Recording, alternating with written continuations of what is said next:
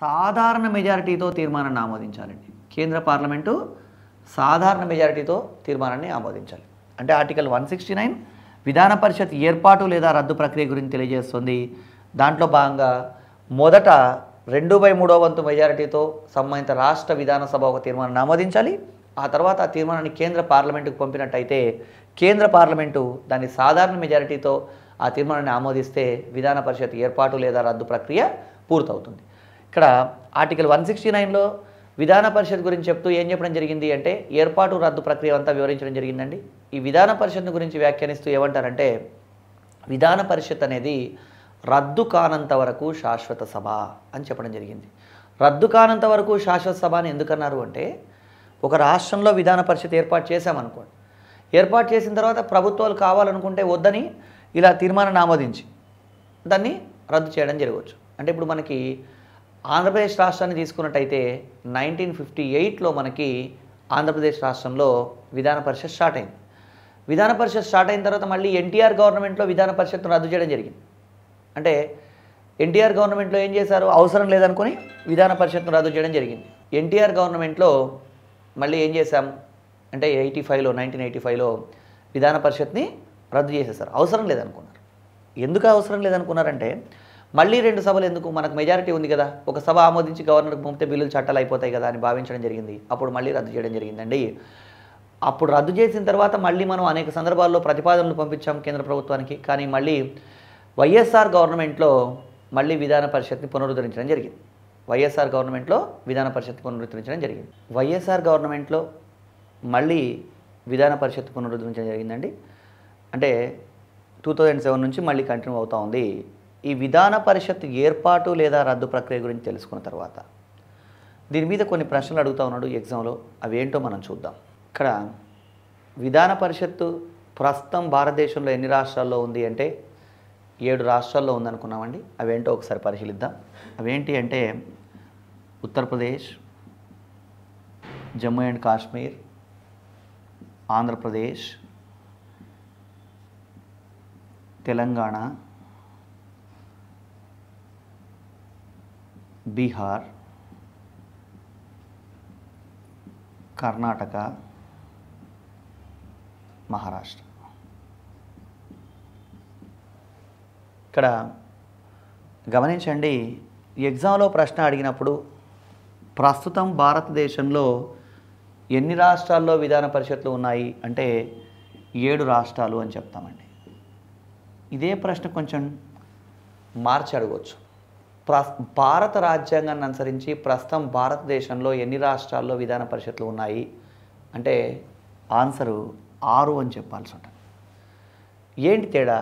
ఎన్ని రాష్ట్రాల్లో విధాన పరిషత్లు ఉన్నాయంటే 7 రాష్ట్రాలు అన్నాం. భారత రాజ్యాంగాన్ని అనుసరించి ఎన్ని రాష్ట్రాల్లో విధాన పరిషత్లు ఉన్నాయంటే 6 అని ఎందుకు చెప్తున్నామంటే ఇక్కడ రాష్ట్రం అన్న పదానికి ఇవ్వబడ్డ నిర్వచనంలో జమ్మూ కాశ్మీర్ మినహా మిగతా అన్ని రాష్ట్రాలు అని చెప్తారు. కాబట్టి జమ్మూ కాశ్మీర్ని లెక్కలోకి తీసుకోకూడదండి. ప్రస్తుతం ఎన్ని రాష్ట్రాలు ఉన్నాయి అంటే అప్పుడు ఆ ప్రశ్న అడిగిన సందర్భంలో దేశంలో ఎన్ని రాష్ట్రాల్లో విధాన పరిషత్లు ఉన్నాయో అన్ని రాష్ట్రాల్లోంచి జమ్మూ కాశ్మీర్ని మినహాయించి చెప్పాల్సి ఉంటుంది. జనరల్గా అడిగినప్పుడు ఎన్ని రాష్ట్రాల్లో విధాన పరిషత్లు ఉన్నాయంటే 7 రాష్ట్రాలు అని చెప్పాలి. అదేవిధంగా భారత రాజ్యాంగాన్ని అనుసరించి అంటే 6 రాష్ట్రాలు అని చెప్పాల్సి ఉంటుంది. ఈ విధాన పరిషత్ సభ్యుల్ని భిన్నమైనటువంటి వర్గాల ప్రతినిధులు ఎన్నుకోవడం జరుగుతుందండి. అంటే విధాన సభల సభ్యులేమో మనం డైరెక్ట్గా ఓటేసి అనుకుంటాం. విధాన పరిషత్ సభ్యుల ఎన్నిక ఎలా ఉంటుంది, విధాన పరిషత్ ఏంటి, అవన్నీ మనం పరిశీలిద్దాం. ఆర్టికల్ 171లో చెప్పిన దాని ప్రకారం విధాన పరిషత్లో గరిష్ట సభ్యుల సంఖ్య ఎంత ఉండాలి, కనిష్ట సభ్యుల సంఖ్య ఎంత ఉండాలి. మనం ఆర్టికల్ 170 మాట్లాడుకున్నప్పుడు విధాన సభలో గరిష్ట సభ్యుల సంఖ్య 500, కనిష్ట సభ్యుల సంఖ్య 60 అన్నాం. రాజ్యాంగాన్ని అనుసరించి కొన్ని మినహాయింపులు కూడా లభిస్తున్నాయి అనుకున్నాం.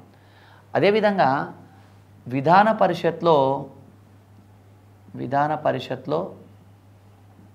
గరిష్ట సభ్యుల సంఖ్య, విధాన పరిషత్లో గరిష్ట సభ్యుల సంఖ్య ఎంత అంటే గరిష్ట సభ్యుల సంఖ్య అంటూ ఒక నెంబర్ చెప్పలేదండి రాజ్యాంగంలో. ఏమన్నాడంటే సంబంధిత రాష్ట్ర విధానసభ సభ్యులలో 1/3 వంతుకు మించకూడదు అన్నారు.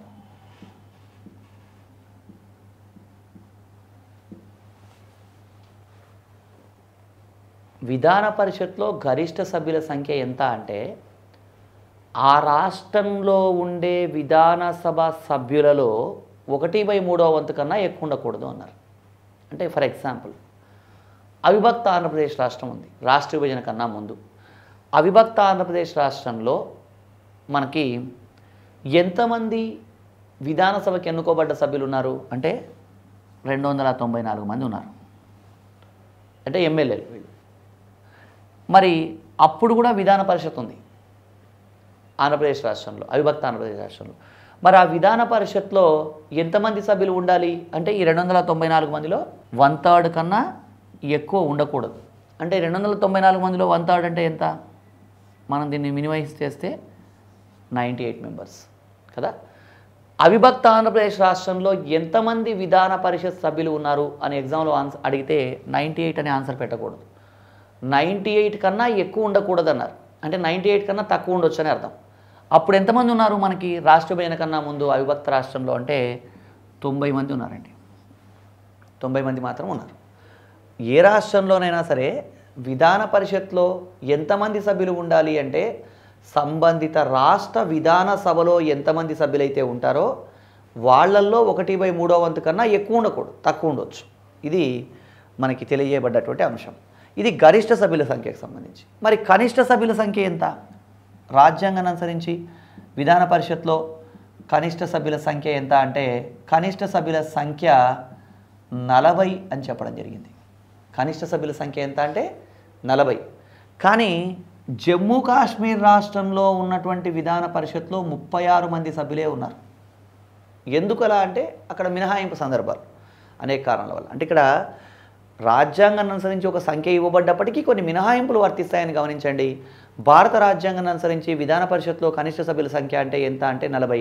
ప్రస్తుతం అతి తక్కువ విధానసభ సభ్యులు ఉన్నటువంటి రాష్ట్రం ఏది అన్నప్పుడు జనరల్గా అడిగితే జమ్మూ కాశ్మీర్ 36. ఇక్కడ మినహాయింపులు వర్తిస్తాయని గమనించాలి. మనకి ఎమ్మెల్యేల ఎన్నిక ప్రత్యక్ష ఎన్నిక చాలా సింపుల్గా అర్థమైపోతుంది. ఎమ్మెల్యేలు మనం వెళ్ళి ఓటేస్తున్నాం ఎన్నుకుంటున్నాం. అలా కాకుండా ఎమ్మెల్సీలు ఎలా ఎన్నికవుతారు అది ఒకసారి మనం పరిశీలిద్దాం. అంటే ఈ విధాన పరిషత్ సభ్యుల్ని ఎలా ఎన్నుకుంటారో తెలుసుకుందాం.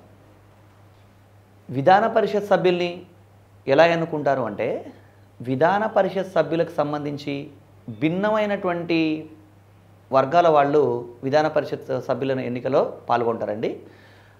అవి ఎలా ఉంటుందో చూద్దాం. విధాన పరిషత్ సభ్యుల్లో అంటే ఒక రాష్ట్ర విధాన సభలో ఎంతమంది సభ్యులైతే ఉన్నారో వాళ్ళలో 1/3 వంతు కన్నా ఎక్కువ ఉండకూడదు అనుకున్నాం.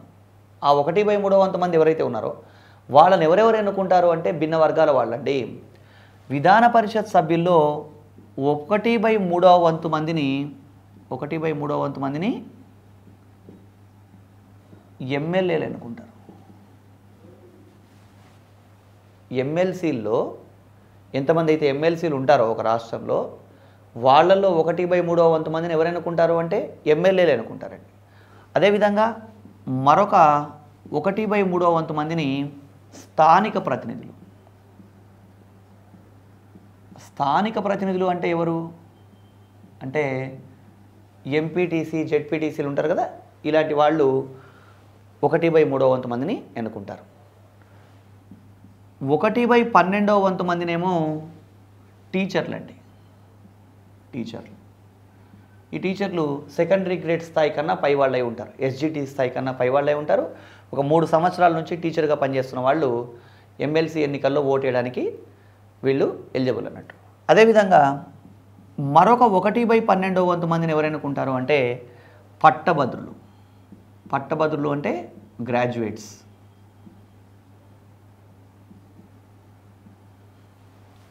అంటే డిగ్రీ పూర్తయి కనీసం 3 సంవత్సరాలు అయి ఉండాలండి వాళ్ళు. సంబంధిత రాష్ట్రంలో 3 సంవత్సరాలుగా నివాసం ఉంటున్న వాళ్ళందరూ కూడా ఎమ్మెల్సీ ఎన్నికల్లో ఓటేయడానికి అర్హులు. అంటే ఎమ్మెల్సీలు ఒక రాష్ట్రంలో ఎంతమంది అయితే ఉంటారో వాళ్ళలో 1/3 వంతు మందిని ఎమ్మెల్యేలు ఎన్నుకుంటున్నారు, 1/3 వంతు మందిని స్థానిక ప్రతినిధులు ఎన్నుకుంటున్నారు, అంటే 1/12 వంతు మందిని టీచర్లు, మరొక 1/12 వంతు మందిని పట్టభద్రులు ఎన్నుకోవడం జరుగుతుంది.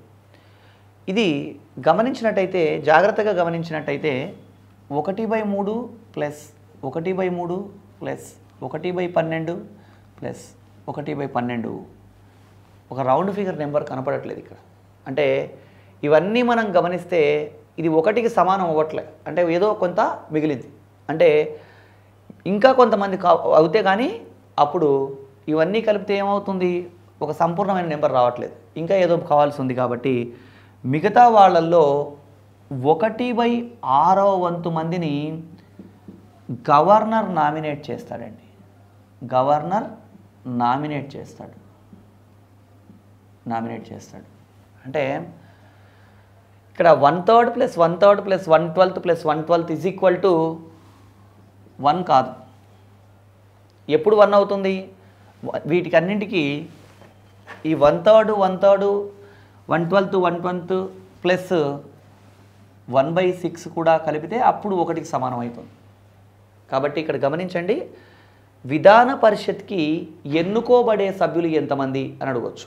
ఎన్నుకోబడే సభ్యులు ఎంతమంది అని అడిగి భిన్నమైనటువంటి ఈక్వేషన్స్ ఇవ్వడానికి కూడా అవకాశం ఉంది. విధాన పరిషత్కి ఎన్నుకోబడే సభ్యులు ఎంతమంది అని ఇచ్చి ఏ 10/3, బి 5/6, సి 7/9, డి 1/6 ఇట్లా కూడా ఇవ్వచ్చు. ఎందుకంటే 1 మైనస్ 1/6 ఈజ్ ఈక్వల్ టు 5/6 అవుతుంది. అంటే విధాన పరిషత్కి ఎన్నుకోబడ్డ వాళ్ళు ఎంతమంది అంటే 5/6 వంతు మంది. విధాన పరిషత్కి నామినేట్ చేయబడ్డ వాళ్ళు ఎంతమంది అంటే 1/6 మెంబర్స్. అంటే ఒక టాపిక్ చిన్న టాపిక్ అయినప్పుడు దాంట్లో రకరకాలుగా కన్ఫ్యూజ్ చేయొచ్చండి. కాబట్టి ఎన్నుకోబడే సభ్యులు ఎంతమంది, నామినేట్ పడే సభ్యులు ఎంతమంది అనేది కూడా మనం గమనించాలి. ఎన్నుకోబడే సభ్యులు ఎంతమంది ఉన్నారు విధాన పరిషత్లో అంటే 5/6. నామినేట్ చేయబడే సభ్యులు ఎంతమంది ఉన్నారు అంటే 1/6. 5/6 ప్లస్ 1/6 ఈజ్ ఈక్వల్ టు 1 అవుతుంది. సో అంటే ఇదేదో మెంటల్ ఎబిలిటీ మాట్లాడి అని అనుకోకండి. విషయం ఏంటంటే ఇట్లా భిన్న సందర్భాల్లో కొన్ని ఎగ్జామ్లో ప్రశ్నలు అడగడం జరిగింది. కాబట్టి విధాన పరిషత్కి ఎన్నుకోబడే వాళ్ళు 5/6 వంతు, అదేవిధంగా నామినేట్ చేయబడ్డ వాళ్ళు 1/6 వంతు మంది సభ్యులని మనం గమనించాలి. ఇక్కడ ఇంకా జాగ్రత్తగా గమనిస్తే ఈ విధాన పరిషత్కి నామినేట్ చేయబడే వాళ్ళు అన్నాం. అంటే గవర్నర్ అనేవాడు విధాన పరిషత్ సభ్యుల్లో 1/6 వంతు మందిని నామినేట్ చేస్తాడన్నాం. ఈ 1/6 మెంబర్స్ ఎవరై ఉంటారు అంటే రాజ్యసభలో రాష్ట్రపతి 12 మందిని నామినేట్ చేస్తాడని చెప్పుకున్నాం కదా. అలాగే ఇక్కడ కూడా గవర్నర్ నామినేట్ చేస్తాడండి. వీళ్ళు డిఫరెన్స్ ఏంటి అంటే రాష్ట్రపతి ఏమో 4 రంగాలకు చెందిన ప్రముఖులను నామినేట్ చేస్తాడు. ఏవేవి? సాహిత్యం, కళలు, శాస్త్ర సాంకేతిక పరిజ్ఞానం, సామాజిక రంగం లేదా సామాజిక సేవా రంగం అంటాం. ఇక్కడైతే 5 రంగాలు. అంటే ఇంత కీన్ అబ్జర్వేషన్ కూడా అవసరం. రాష్ట్రపతి రాజ్యసభకు 4 రంగాలకు చెందిన ప్రముఖుల్ని నామినేట్ చేస్తే గవర్నర్ విధాన పరిషత్కి 5 రంగాలకు చెందిన ప్రముఖులను నామినేట్ చేస్తాడు. వాళ్ళు ఎవరు అంటే సేమ్ అక్కడ ఉండే 4 రంగాలు యథాతథం: సాహిత్యం, కళలు, శాస్త్ర సాంకేతిక పరిజ్ఞానం, సామాజిక రంగం అంటే సామాజిక సేవా రంగం, అదేవిధంగా సహకార రంగం అనేది ఇక్కడ అదనం. సహకార రంగానికి సంబంధించిన వాళ్ళు కూడా నామినేట్ చేయడానికి అవకాశం ఉందండి. ఇది విధాన పరిషత్ సంబంధించి. అంటే విధాన పరిషత్ సభ్యుల్ని ఎవరు ఎన్నుకుంటున్నారు అన్నప్పుడు టీచర్లు, గ్రాడ్యుయేట్లు, పట్టభద్రులు అని అనుకున్నాం. అయితే విధాన పరిషత్ సభ్యుల్లో 1/3 వంతు మందిని ఎమ్మెల్యేలు ఎన్నుకుంటారు అన్నప్పుడు ఎమ్మెల్యేలో నుంచి 1/3 వంతు మంది ఎమ్మెల్సీలు అవుతారు అనుకోకూడదు. ఎమ్మెల్యేలో నుంచి 1/3 వంతు వెళ్ళరు. ఎమ్మెల్యేలు 1/3 వంతు మందిని ఎన్నుకుంటారు. అంటే వాళ్ళు వేరే వాళ్ళై ఉంటారు. అంటే సభ బయటి వాళ్ళై ఉంటారు. ఎవరైనా సభ సభ్యుడు ఎమ్మెల్యేగా ఉన్నవాడు మళ్ళీ ఎమ్మెల్సీగా పోటీ చేయాల్సిన అవసరం లేదు. కాబట్టి వేరే వాళ్ళను ఎన్నుకోవడం జరుగుతుందని గమనించాలండి. ఇది విధాన పరిషత్ సంబంధించినటువంటి నిర్మాణం అండి. విధానసభ, విధాన పరిషత్ సంబంధించి దీంట్లో మనకి విధాన పరిషత్ సంబంధించి ఇంకా ఎలా అడగవచ్చు, ఏదైనా ప్రశ్న అడగదలుచుకుంటే అంటే విధాన పరిషత్ని గురించి చెప్తూ ఇది శాశ్వత సభనా కాదా అంటే ఇది రద్దు కానంత వరకు శాశ్వత సభ. అంటే రద్దు కానంత వరకు శాశ్వత సభ అని ఎందుకు అంటున్నామంటే కావాలనుకుంటే ఒక రాష్ట్ర విధాన సభ విధాన పరిషత్ని రద్దు చేయాలి అంటే రాష్ట్ర విధానసభలో తీర్మానాన్ని ఆమోదించి కేంద్ర పార్లమెంటుకు తీర్మానాన్ని పంపి అక్కడ సాధారణ మెజారిటీతో తీర్మానం ఆమోదిస్తే విధాన పరిషత్ రద్దు అయిపోతుంది. కాబట్టి ఇది రద్దు కానంత వరకు శాశ్వత సభ అంటాం. వాస్తవంగా దీన్ని ఏమంటారంటే ఇక్కడ విధాన పరిషత్ గురించి చెప్తూ it cannot be abolished, it can be dissolved అని చెప్తారు. It cannot be abolished, it can be dissolved అనేది గమనించాలి. విధాన పరిషత్నే ఇంకా విధాన పరిషత్ అన్న లెజిస్లేటివ్ కౌన్సిల్ అన్న రెండూ ఒకటే అని గమనించండి. విధాన పరిషత్ అన్న లెజిస్లేటివ్ కౌన్సిల్ అన్న రెండూ ఒకటే. ఈ విధానసభ విధాన పరిషత్తు రెండింటి నిర్మాణం గురించి మనం తెలుసుకున్నామండి. ఈ విధానసభ విధాన పరిషత్ నిర్మాణం గురించి తెలుసుకున్న తర్వాత ఎగ్జామ్లో కొన్ని డిఫరెంట్ ప్రశ్నలు అడగడానికి కూడా అవకాశం ఉందండి. ఒకసారి చూద్దాం. భారతదేశంలో అతి తక్కువ విధానసభ సభ్యులు కలిగిన విధానసభ ఏది అని అడగొచ్చండి. భారతదేశంలో అతి తక్కువ విధానసభ సభ్యులు కలిగిన విధానసభ ఏది అని అడిగి ఆప్షన్లో A Goa, B Sikkim, C Pondicherry, D Manipur ఇట్లా ఇవ్వచ్చు. భారతదేశం